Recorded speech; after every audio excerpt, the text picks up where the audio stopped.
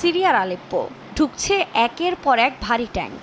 হঠাৎই দেশটির এ দ্বিতীয় বৃহত্তম শহরটিতে বিদ্রোহীদের এমন সশস্ত্র তৎপরতায় ছড়িয়েছে উত্তেজনা। সরকারের দাবি, আলেপ্পোয় অস্থিরতা সৃষ্টি করতে নতুন করে গভীর ষড়যন্ত্রে নেমেছে ইসলামীপন্থী জঙ্গি গোষ্ঠী হায়াত তাহরির আল শাম HTS ও মিত্ররা।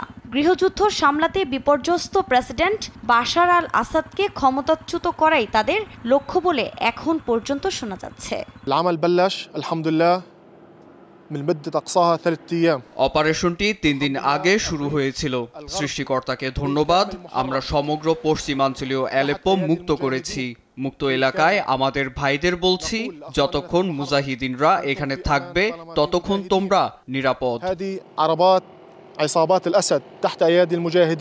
পরিস্থিতি খুব কাছ থেকে পর্যবেক্ষণ করে সাধারণ মানুষের নিরাপত্তার ব্যবস্থা জোরদার করেছে সিরীয় সেনাবাহিনী। কিন্তু এর মধ্যেই রটেছে যে শুক্রবার আলেপ্পোর অর্ধেক দখলে নিয়েছে সশস্ত্র বিদ্রোহীরা।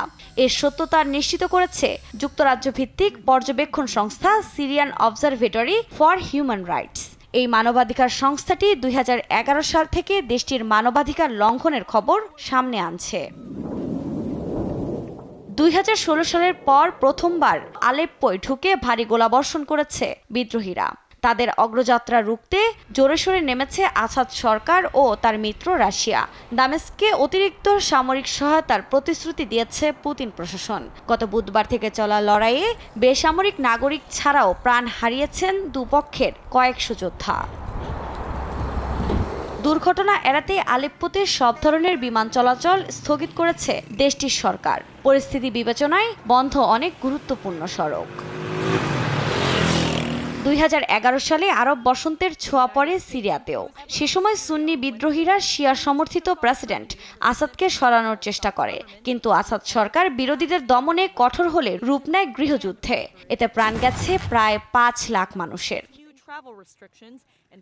আফরিন মৌ, নিউজ ডেস্ক, দেশ টিভি।